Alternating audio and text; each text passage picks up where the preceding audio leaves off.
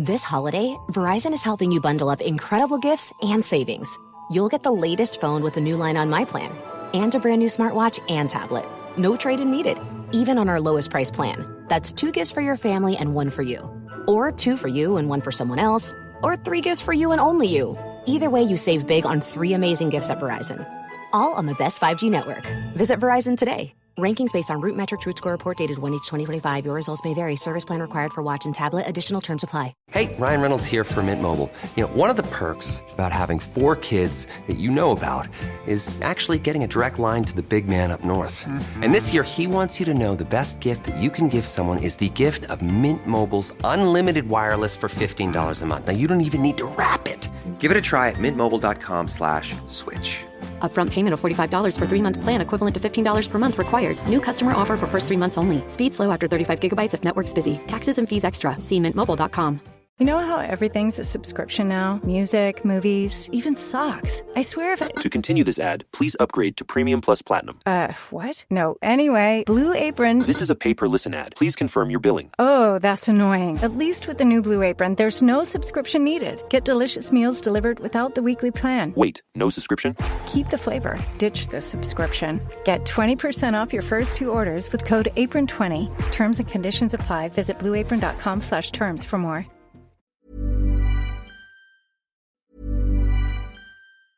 You know what's wild? Most people are still overpaying for car insurance just because it's a pain to switch. That's why there's Jerry. Jerry's the only app that compares rates from over 50 insurers in minutes and helps you switch fast with no spam calls or hidden fees. Drivers who save with Jerry could save over $1,300 a year. Before you renew your car insurance policy, do yourself a favor. Download the Jerry app or head to jerry.ai/ACAST.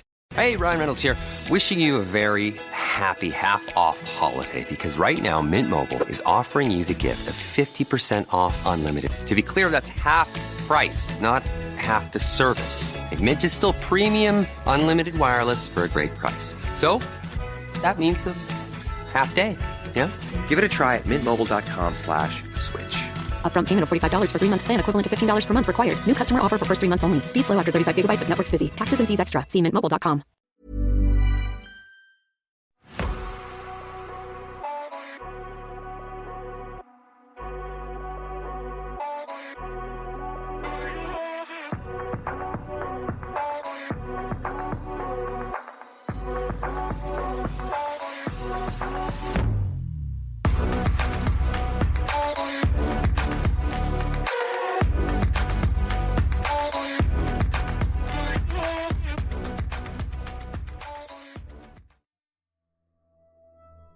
Hello, I'm Sarah and welcome to the Whispering Woods After Dark.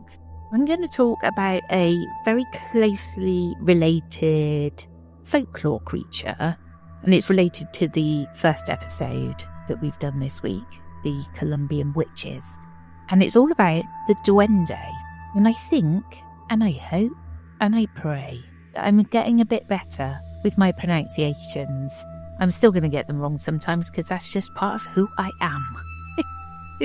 I do it with just regular words as well. They just come out wrong, completely wrong sometimes. And I'd be there for hours and hours if I picked up all of my mispronunciations. So just please forgive me in advance. That's just part of me and who I am. Right. Are you ready for the story?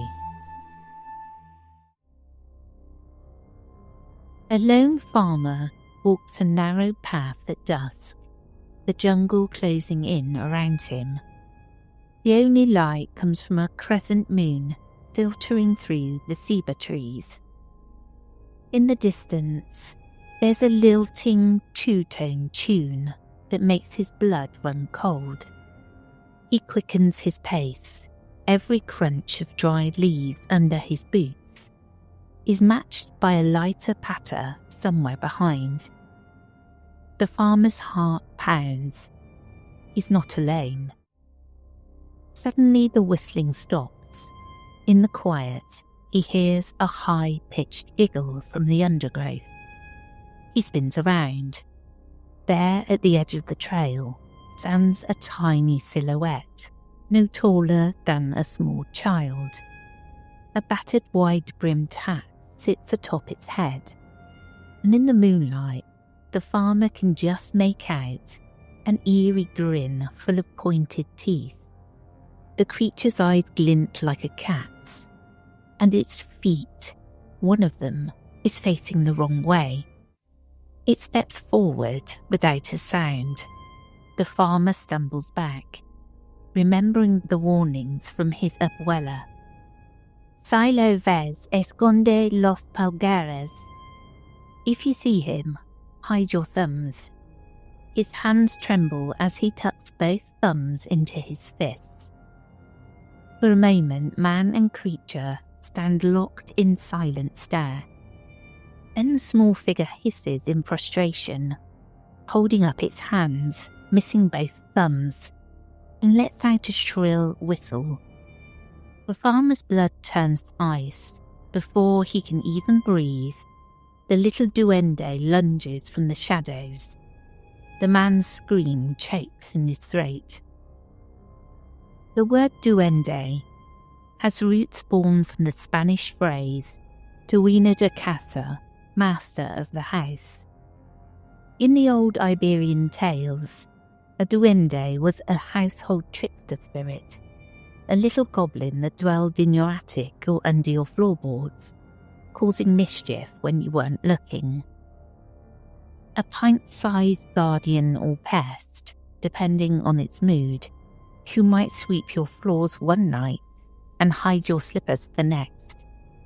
Spanish colonists carried these stories across the ocean, and in the New World, the duende transformed, blending with indigenous beliefs and the mysteries of the untamed forest. The duende became something both familiar and far more frightening. In Latin American folklore today, duendes wear many faces, some almost playful, others truly sinister. They are often described as small humanoid creatures, perhaps as short as your knee or as tall as a young child, with wrinkled, weathered faces, and often sporting a pointed hat or a straw sombrero. Their clothes might be made of animal hides or woven from forest leaves, and while some say these goblins have tiny feet like a toddler's, others insist one foot faces backward, leaving confusing footprints to thwart anyone who dares to follow. Quick and silent, they slip in and out of sight in a blink. Duendes are tricksters at heart. Across Central and South America, parents steal quiet, unruly children with warnings that a duende might be lurking. In Mexico and the American Southwest, stories tell of duendes living in the walls of old houses, especially in children's bedrooms. At night, they creep about through cracks or knotholes. Sometimes their mischief is mild, hiding toys, giggling from dark corners. But some tales take a darker turn. One particularly chilling fake belief says a duende will try to clip the toenails of children who don't groom themselves. Only, being a clumsy little creature, it might snip off an entire toe by mistake. Imagine a child waking to a searing pain and a cackling laugh fading within the walls. A horrifying incentive to keep one's nails short. In other places, duendes are guardians of nature, watching over forests, rivers, and wild animals. The Yucatec Maya speak of the Alex and Nuextat, forest spirits akin to duendes who protect the land and punish those who disrespect it. Yet even these good duendes are fierce. Elysian folklore gives us the tater duende, a small wrinkled forest guardian with no thumbs. If you meet him in the jungle, you must hide your own thumbs to show respect. Fail to do so, and he might twist yours clean off your hand. Many a camper has heard an eerie whistle in the Belizean bush and recalled that warning just in time. And nearly everywhere, duendes have a fondness for children, sometimes helping those lost in the woods, but other times luring kids away with promises of sweets or the sound of music. In the countryside, people say that duendes play in the twilight, waiting for a wandering boy or girl to stray too far from home.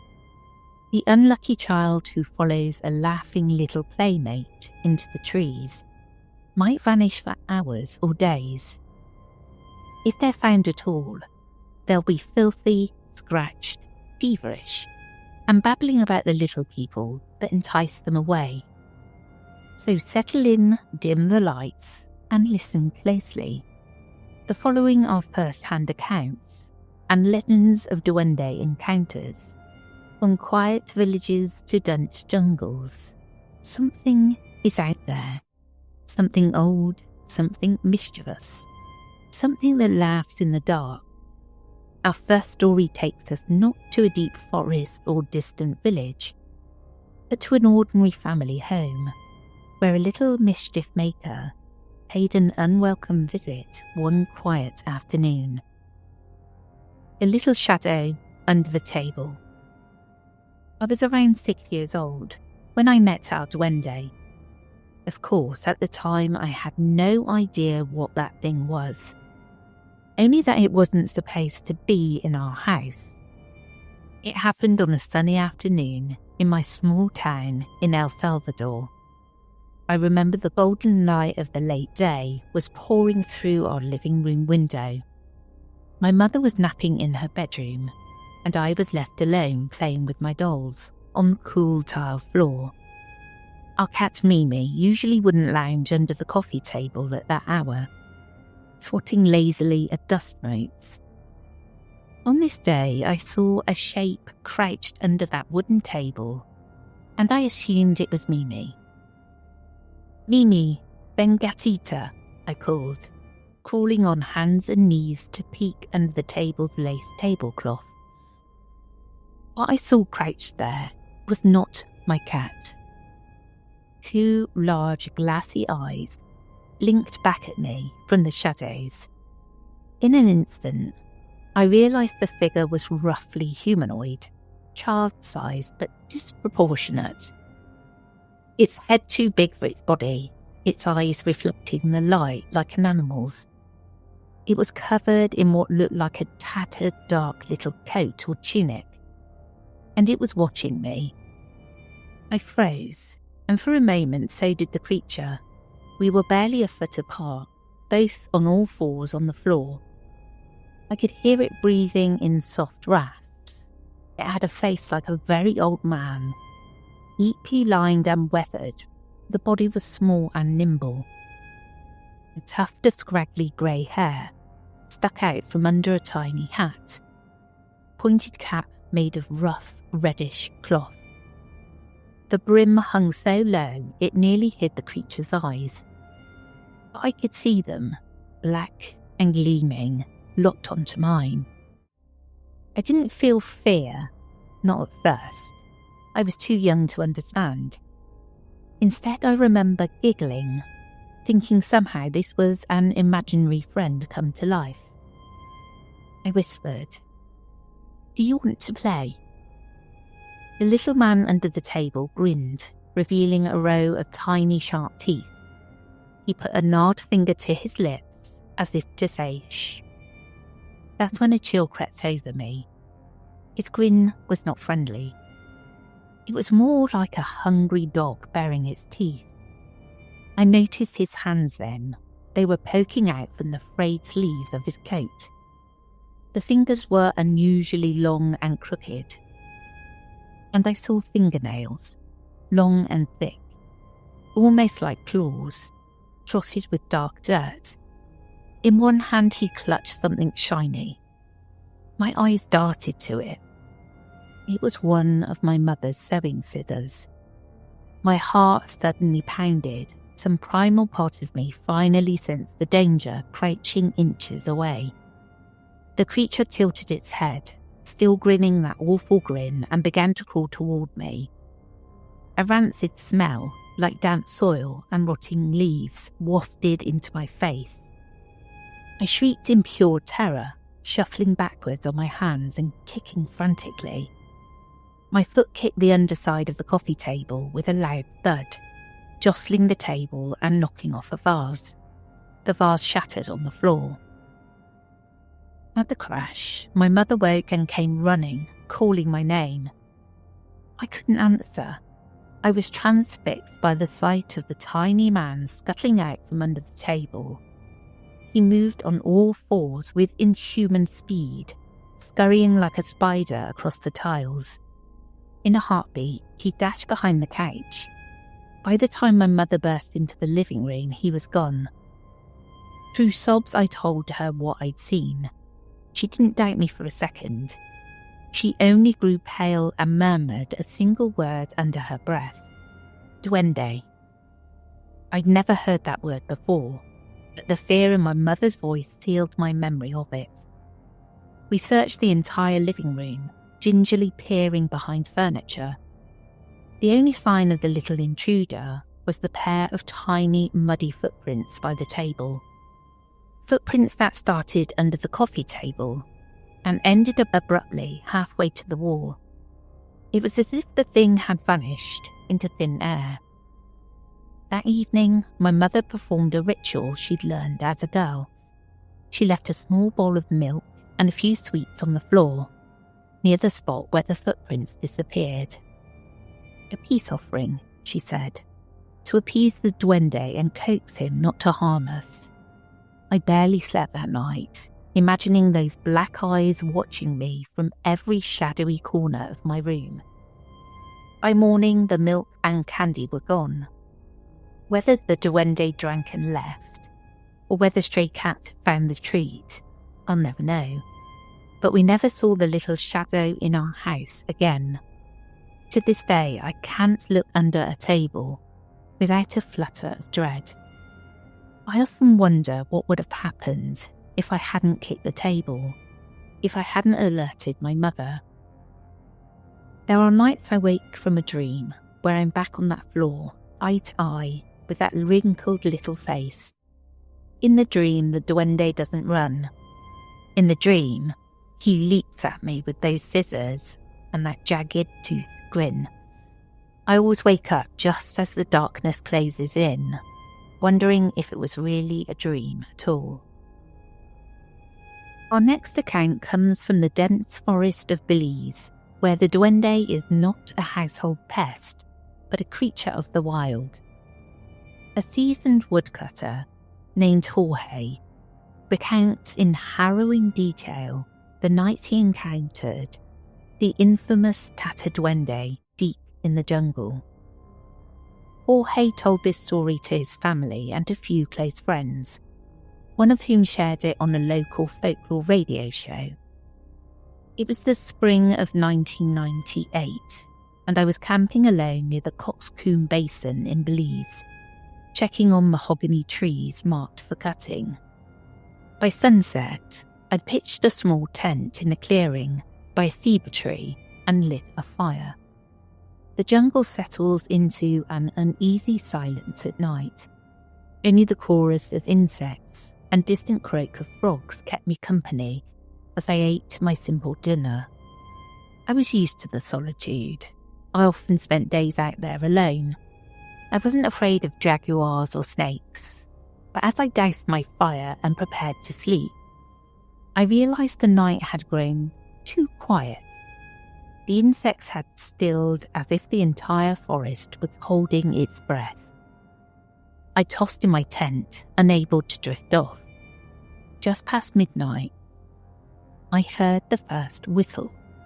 It came drifting through the trees, a clear two-note whistle, like someone calling a dog. I sat up, every hair on my arm standing on end. The sound was uncanny at that hour, out here, miles from any village.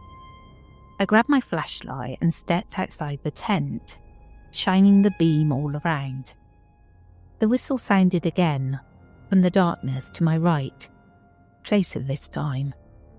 It was not a bird's call. It had a deliberate human-like pattern. "Who's there?" I called out. Only silence answered. I thought maybe one of the other forestry workers had come looking for me, though why they'd wander at night I couldn't guess.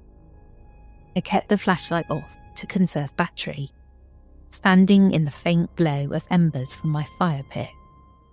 After a few minutes of silence, I was about to retreat to my tent when I heard soft footsteps on dry leaves. My heart thudded. The sound was coming from just beyond the tree line, maybe 20 feet away. Crunch, crunch, then it stopped. I stared hard, but it was pure darkness under the canopy. That's when a voice, small and hoarse, spoke out from the blackness. "Buenas noches, Jorge." "Good evening, Jorge." The voice knew me by name. A chill rippled over my skin. I mustered a shout. "Who's there?" My only answer was a rasping chuckle that seemed to come from the bushes all around. I fumbled for the flashlight with sweaty hands and flicked it on, sweeping the beam in an arc. For just a second, I caught a glimpse of something crouching behind a trunk. Two glowing eyes reflected back at me, the light hitting them like an animal's in the dark.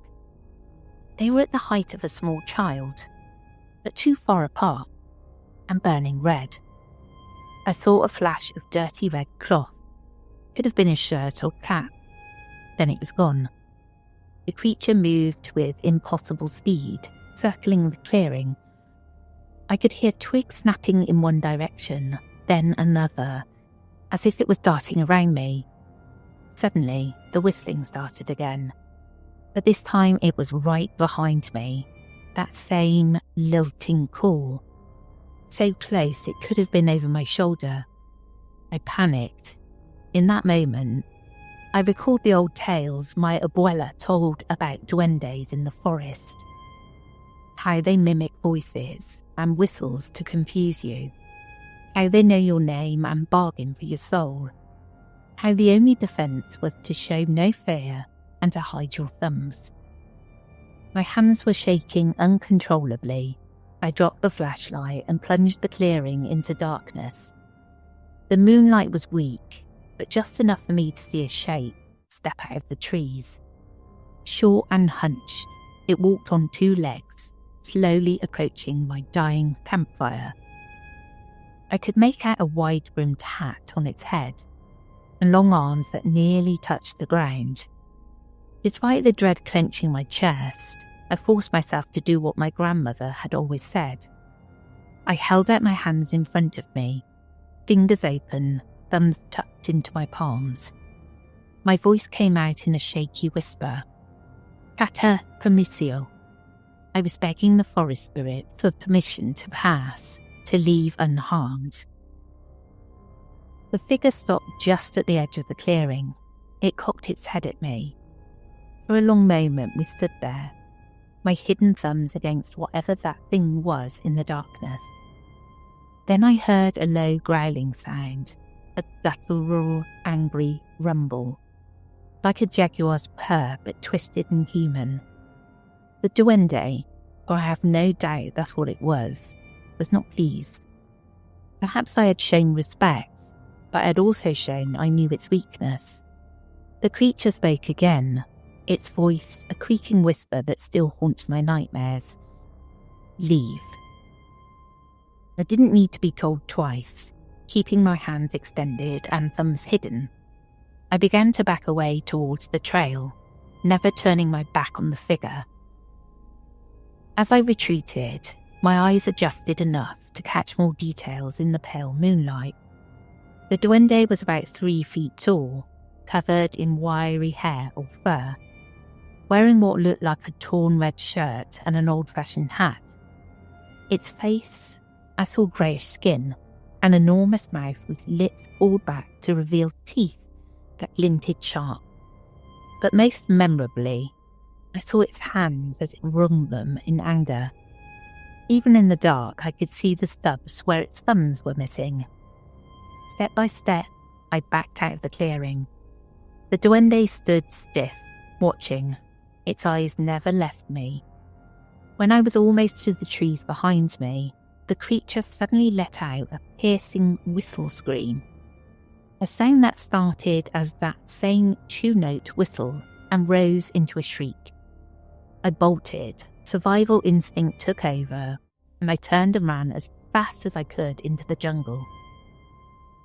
Small branches whipped at my face, and thorns scraped my arms, but I didn't care. I could hear leaves rustling and that shrill whistle chasing me through the darkness.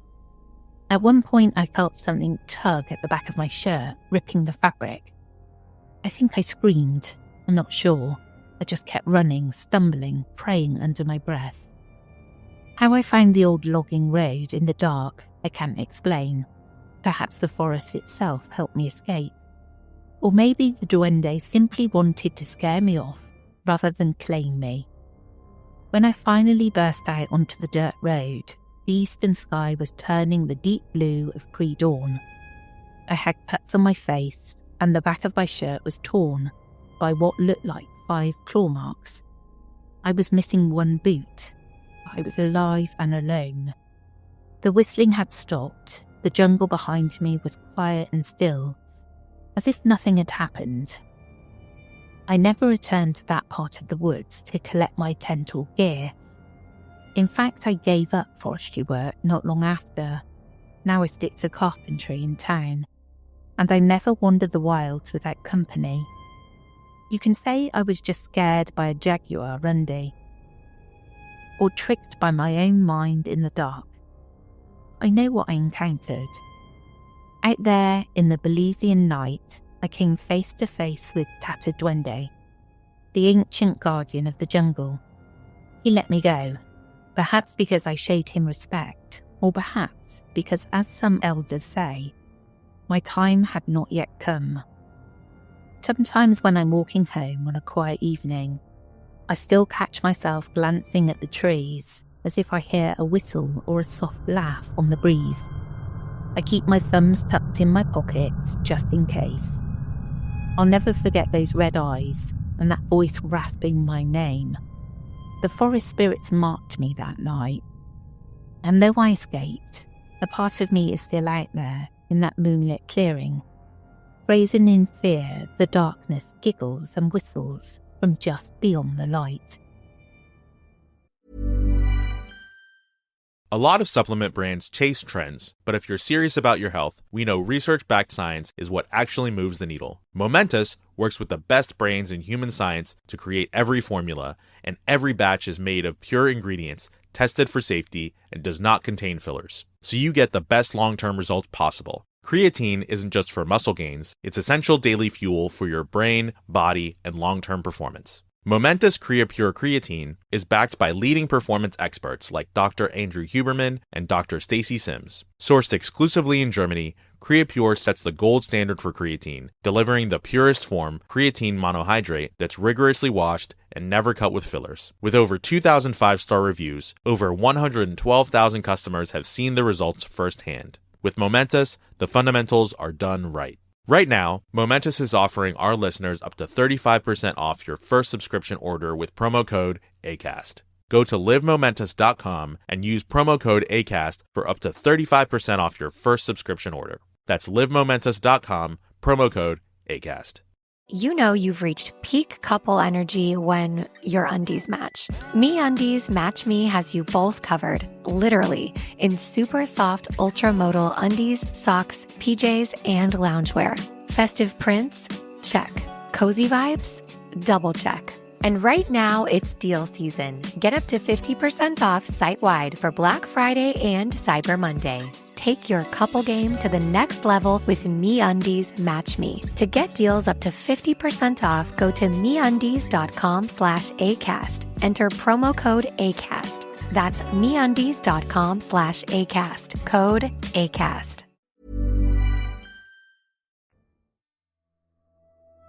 Now, I can't think of anything more terrifying to be hiding under the table or out in the forest. I think for me personally, it reminds me of the creature that I saw when I'd just had Maisie, my eldest, who is now 25.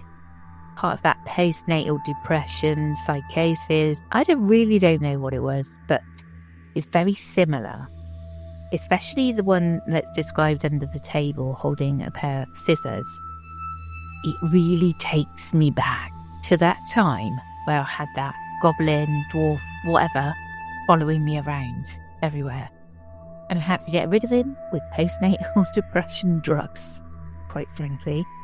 And he's only been back like once so far. Hopefully never again. I think I should do an episode on what happened to me one day. If you'd like to hear that, give me a shout and I'll put it together. Well, that's it from me today. I hope you enjoyed, and I'll catch you again tomorrow. Take care, everyone.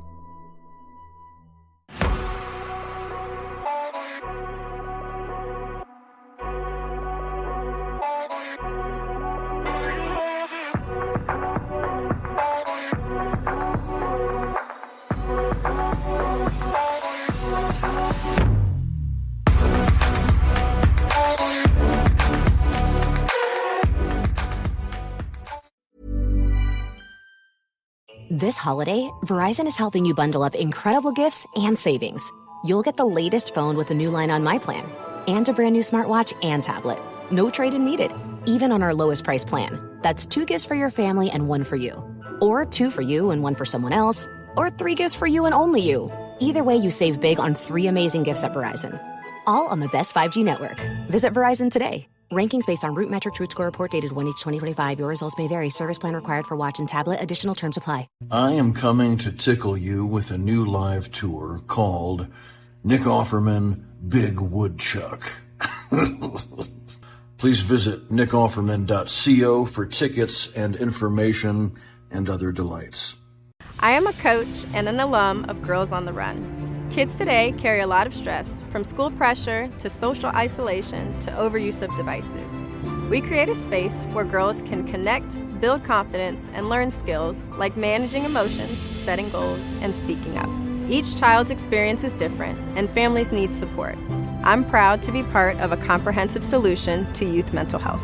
Get involved today at EmpowerOurFutureCoalition.com. The stories told on the Whispering Woods are inspired by historical records, witness reports, and local folklore. While every effort is made to research and represent events accurately, some details, names, and locations may differ from official accounts or have been changed out of respect for those involved. These episodes are created for storytelling and entertainment purposes and should not be considered definitive fact or investigative journalism.